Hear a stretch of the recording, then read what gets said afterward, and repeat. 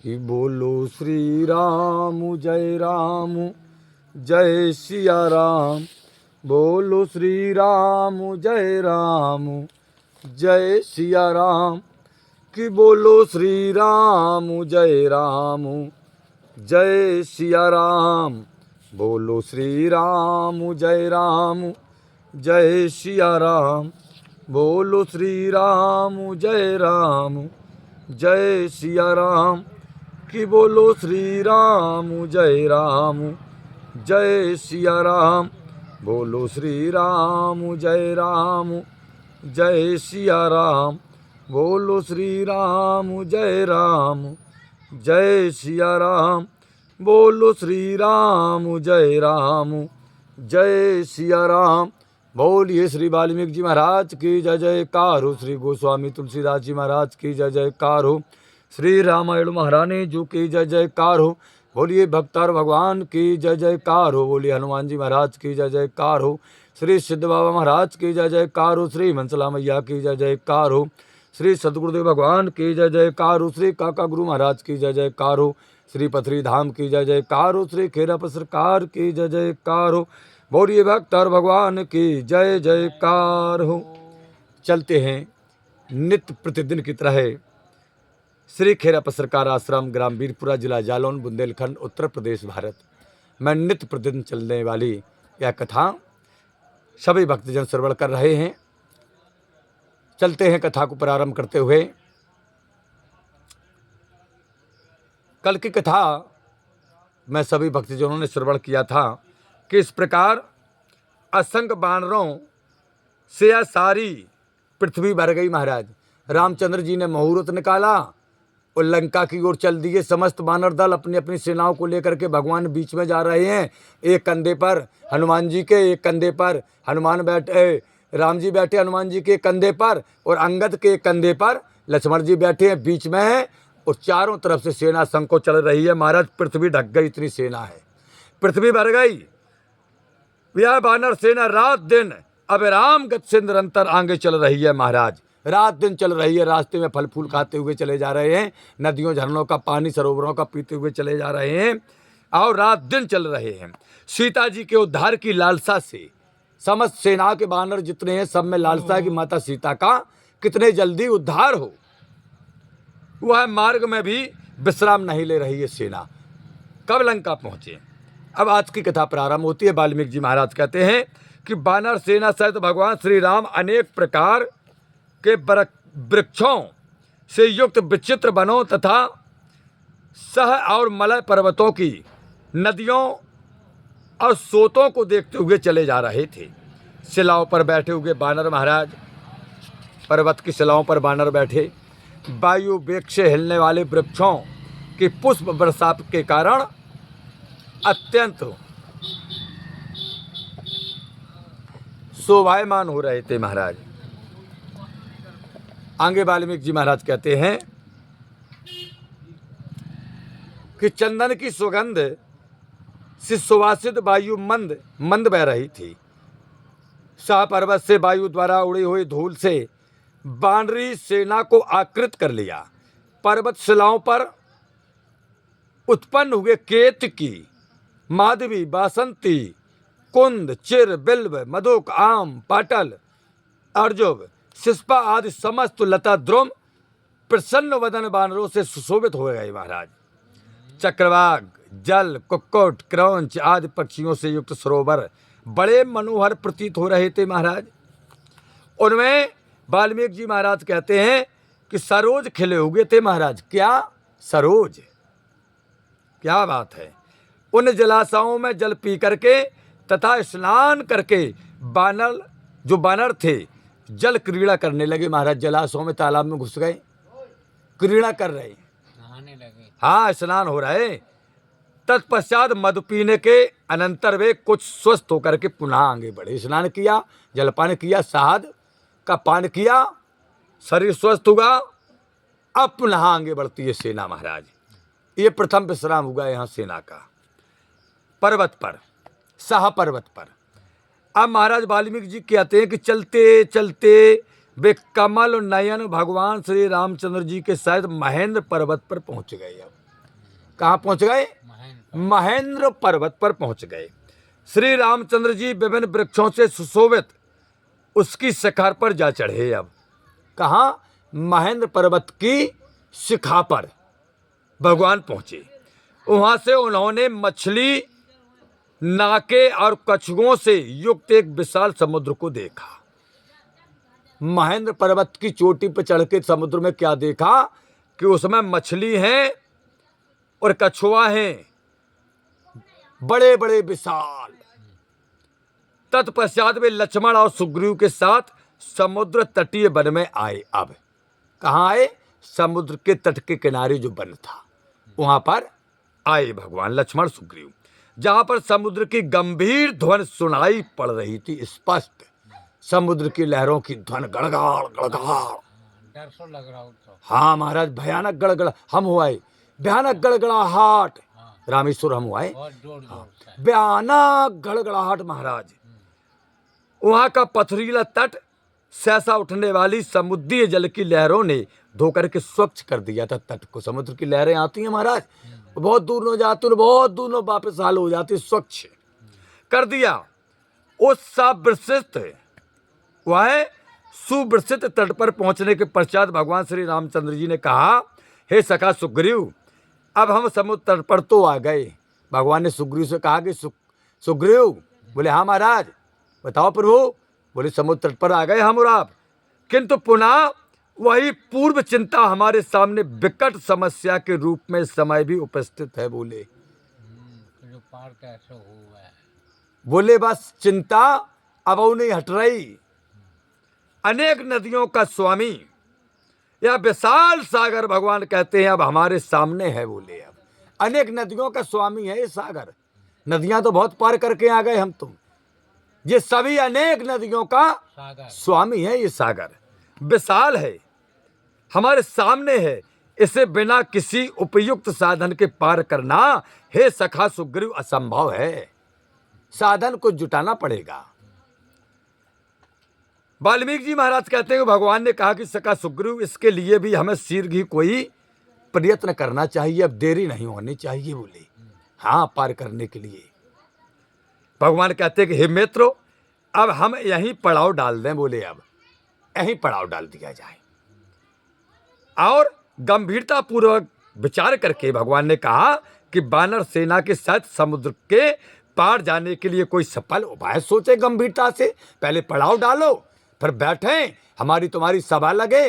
भगवान बोले सखा सुग्रीव, मीटिंग हो, निष्कर्ष हो कि क्या उपाय ढूंढना चाहिए इस विशाल सागर पार करने के लिए। वाल्मीकि जी महाराज कहते हैं कि प्रतापी श्री रामचंद्र जी की यह वचन सुन करके सेनापति सुग्रीव ने सेना अध्यक्षों को समुद्र तट पर पड़ाव डाल देने की आज्ञा दे दी। बोले सुनो सेनापति, बोले हाँ। बोले जिनकी जहां सेना है समुद्र तट पर वहीं पर डेला डाल दिया जाए।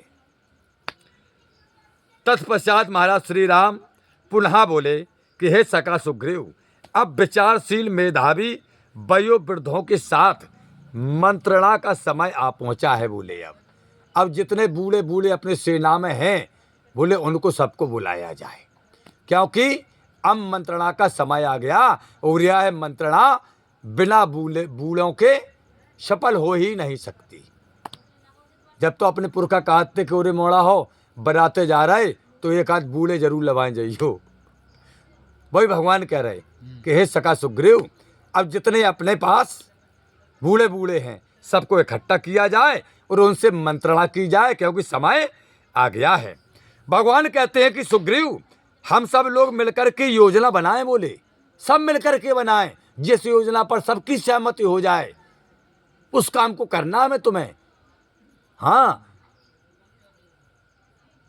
कोई भी सेनापति अपनी सेना को छोड़ करके दूसरी जगह ना जाए, क्योंकि राक्षसों की ओर से कोई गुप्त भय की आशंका हो सकती है। भगवान ने कहा अलग कोई डेरा न डाले अपनी सेना के साथ, राक्षसों की कोई गुप्त नीति हो सकती है। बोले उस पर आशंका हो सकती है। भगवान कहते अत्य सभी यूथ पतियों को चाहिए कि वह अपने अपने यूथों में पहुंच करके सजग रहते हुए अपने अपने यूथों की रक्षा करें। बोले हर सेनापति का ये दायित्व बनता है और आदेश दे दो सुग्रीव कि अपनी अपनी सेना के पास जाएं और अपनी अपनी सेना की रक्षा करें, संभालें। भगवान श्री रामचंद्र जी की आज्ञा पाकर के भैया लक्ष्मण सखा सुग्रीव ने सारी सेना को समुद्र तट पर वृक्ष की छाया में ठहराया। बोले सब लोग जिन्हें जहां वृक्ष मिल रहे बोले ठहरो। ठहरा दिया महाराज समुद्र तट पर वृक्षों की छाया में, और समुद्र तट पर पड़ाव डाले हुए यह विशाल सेना दूसरे समुद्र के समान जान पड़ रही थी महाराज। एक तरह समुद्र खुद विशाल है और उसके तट पर इतनी बड़ी सेना पड़ी है महाराज भगवान की, सुग्रीव की, कि दूसरा समुद्र नजर आता था। समुद्र जैसी तुलना की है परम पूज्य वाल्मीकि जी महाराज ने। कितनी बड़ी सेना है, समुद्र के बराबर। और का उसको कोलाहल ने समुद्र गर्जन की गंभीर ध्वन को भी अपने भी लीन कर लिया था। वाल्मीकि जी महाराज कहते हैं कितनी विशाल सेना है कि बंदरन को इतना हल्ला हो रहा हो तो कि समुद्र को हल्ला को ढांक लाओ उनने। समुद्र को न को गड़गड़ाहट नहीं सुनाई दे रही, बंदरों की इतना कोलाहल, क्योंकि असंख्यों हैं, अनगिनते हैं। अनगिनते हैं, सही बात है। 14 पदम आते। हाँ 14-18 पदम, यानी अनगिनते बाद में इतने गिने हैं बोले अब गिन नहीं पा रहे।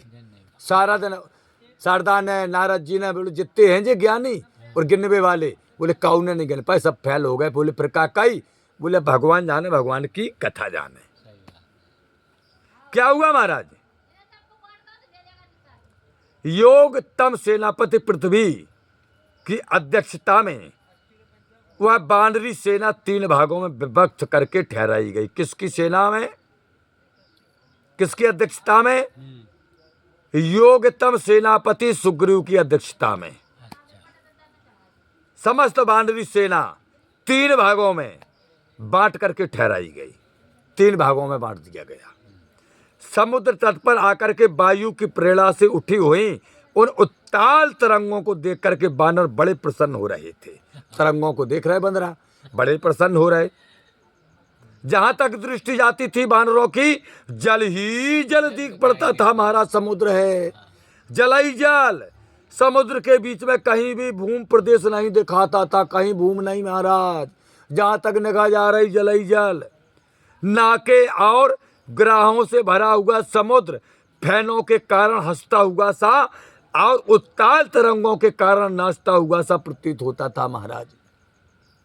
वाल्मीकि जी कहते हैं कि समुद्र में प्रदीप फड़ों वाले सर्प, विशाल काय, तिमिगिल आदि जलचर तथा स्थान स्थान पर पाषाण शिलाएं दिखाई दे रही थी।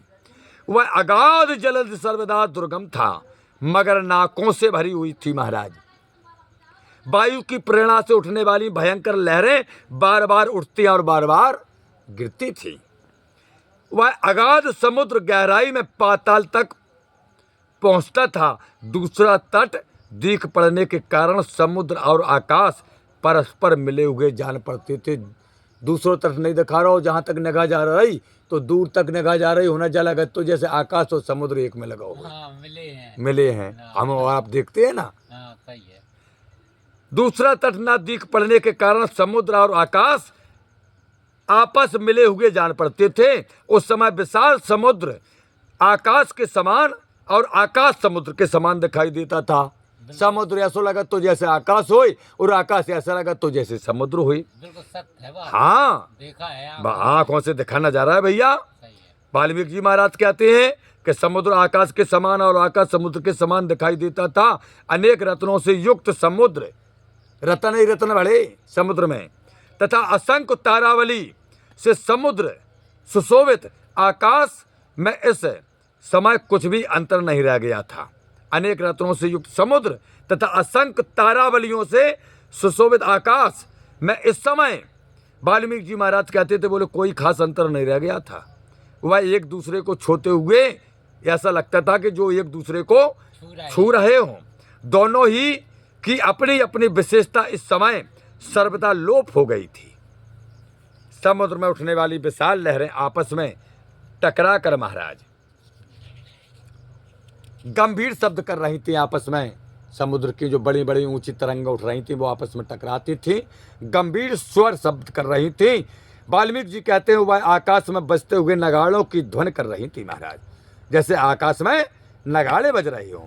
वायु वेग के कारण वाल्मीकि जी महाराज कहते हैं उस समुद्र में इस समय बड़ा कोहल मचा था। बड़ी विशाल और ऊंची ऊंची लहरों के उठने तथा आपस में टकराव होने के कारण उसमें भीषण शब्द हो रहा था समुद्र में। इन लहरों तरंगों के कारण चंचल और शब्दायमान होते हुए समुद्र के उक्त दृश्य को देख करके वानर सेना विस्मित हो रही थी महाराज। हिम्मत हार रही थी। हाँ, विस्मित हो रही। वाल्मीकि जी कहते हैं कि अपनी रक्षा में भली भांति सावधान वानर सेना को नील ने बड़े कौशल के साथ समुद्र के उत्तर तट पर ठहरा दिया था। जो आगे सेना थी नील की, जो सब सेनाओं को रास्ता बता रही थी, कहाँ रोका? बड़ी सावधानी के साथ, बड़े कौशल के साथ समुद्र के उत्तर तट पर रोका उन्होंने। वहां डेरा डाली समुद्र के उत्तर तट पर नील ने। उसकी रक्षा के लिए दुविध और मंद दोनों ही वीर बानर सब ओर चक्कर लगाते हुए सर्वदा घूमते रहते थे। सेना को चक्कर को लगा रहा हूं, मैंद और दुविध। एक दिन श्री रामचंद्र जी ने अपने पास बैठे हुए लक्ष्मण की ओर देखते हुए उनसे कहा, एक दिन बगल पे भगवान के बगल पे लक्ष्मण बैठे थे, तो भगवान बोले, लक्ष्मण, यह स्वाभाविक नियम है कि जैसे जैसे समय व्यतीत होता है वैसे वैसे ही शोक भी कम होता जाता है। बोले अब ये तो स्वाभाविक बोले नियम है, जैसे जैसे समय व्यतीत होता है, भगवान कहते हैं लक्ष्मण, वैसे वैसे ही शोक भी कम होता जाता है। किंतु सीता का वियोग जन्य शोक मेरे लिए दिनों दिन बढ़ता जा रहा है। बोले जैसे दिन नीरे आ रहे और सीता का वियोग हमें बढ़ता जा रहा है। मेरी, भगवान कहते लखन, मेरी प्राणोपमा भार्या सीता बलात् हरण कर ली गई है। बोले मेरी प्रिया का बलात् हरण किया गया और इस समय वह मुझसे अलग है।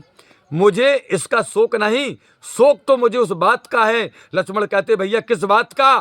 बोले इस बात का कि वहां सीता की आयु दिन प्रतिदिन ढलती जा रही है। सीता की लंका में आयु दिन प्रतिदिन कम हो रही है। बोले शोक तो हमें इस बात का है लक्ष्मण। भगवान कहते हैं हे वायु, तुम अपनी दिशा बदल दो, उस दिशा में चलो जहां मेरी प्राण प्यारी सीता है। भगवान कहते हैं हे वायु, तुम उसके शरीर का स्पर्श कर मेरा स्पर्श करो। भगवान वायु से कह रहे कि हे वायु, तुम अपनी दिशा को बदल दो। वायु कहता महाराज किस दिशा में जाएं?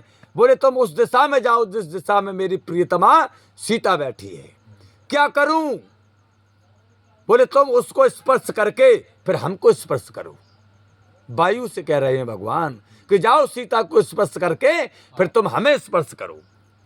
तुम्हारे स्पर्श से ही मुझे सीता के स्पर्श का सुख अनुभव हो जाएगा। भगवान कहते वायु, तुम सीता को स्पर्श करके आओ फिर हमें स्पर्श करो। तुम्हारे स्पर्श करने से ही हमें सीता के स्पर्श का सुख अनुभव हो जाएगा। वाह भगवान, तुम्हारी लीला बड़ी अनुपम। भगवान कहते हैं कि हे चंद्रदेव, तुम्हारे अंदर मुझे सीता की दृष्टि का आभास मिलता है। जब हम तुम्हें देखते हैं तो ऐसा लगता है कि तुम में मेरी सीता समाहित है। हरण के समय सीता ने हा नाथ शब्द कहकर के विलाप किया था। भगवान कहते हैं लक्ष्मण, यह शब्द मुझे विषपान के सदृश दुख देते हैं। हरण के समय जो सीता ने हा शब्द कहा, भगवान कहते हैं कि हे चंद्रदेव, हे लक्ष्मण, मुझे वह शब्द विषपान के सदृश दुख देते हैं। सीता की वियोग अग्नि मुझे जलाए डालती है। मैं सुन चुका हूं जनक नंदिनी सीता अभी जीवित है। भगवान कहते हैं कि हे चंद्रदेव, हे वायुदेव, हे लक्ष्मण, मैं सुन चुका हूं कि मेरी प्रीतमा जनक दुलारी सीता अभी जीवित है। इसी से मैं जीवित हूं, इसलिए भी मैं जीवित हूं। भगवान कहते हैं कि भैया लक्ष्मण, शत्रु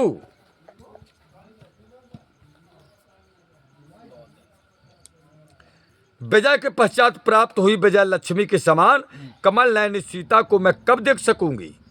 भगवान कहते लक्ष्मण उससे मेरा कब संयोग होगा। सनात होते हुए भी इस समय सीता आज अनाथनी की भांति राक्षसों से पीड़ित हो रही है। बोले सीता आज ऐसे है अनाथ की तरह जो राक्षसियां सीता को पीड़ित कर रही हैं। महाप्रतापी राजा जनक की राजकुमारी भगवान श्री राम कहते लक्ष्मण दशरथ की पतोहू और मेरी प्रियतमा सीता भयंकर राक्षसियों के बीच किस प्रकार सोती होगी। भगवान कहते हैं लक्ष्मण वह तो स्वभाव से ही भीरू और दुर्बल है। बोले वह जानकी देश और काल की विपरीतता तथा विरह जन्म शोक और उपवास के कारण भगवान कहते हैं लक्ष्मण और भी अधिक दुर्बल हो गई होगी।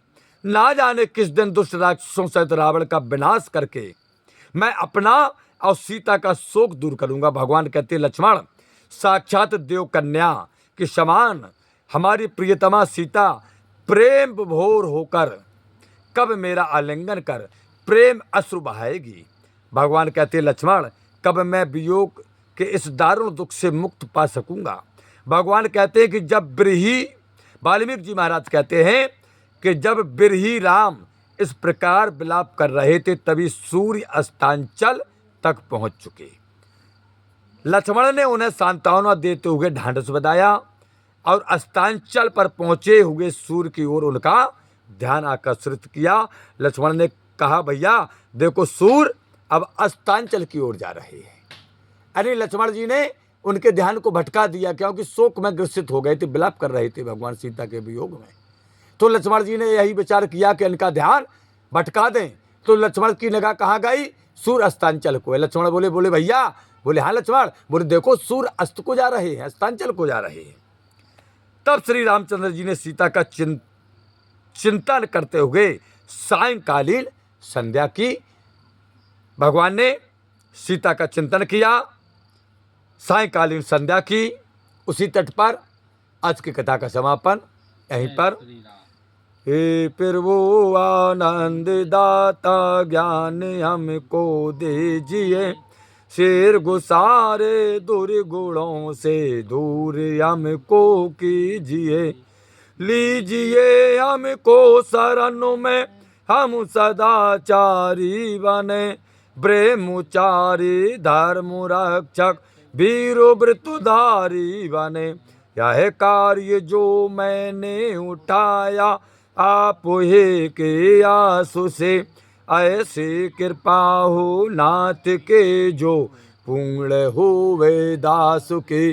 दीनानाथ अनाथ का भला मिला संयोग, यदि आप तारू नहीं तो हंसी करेंगे लोग।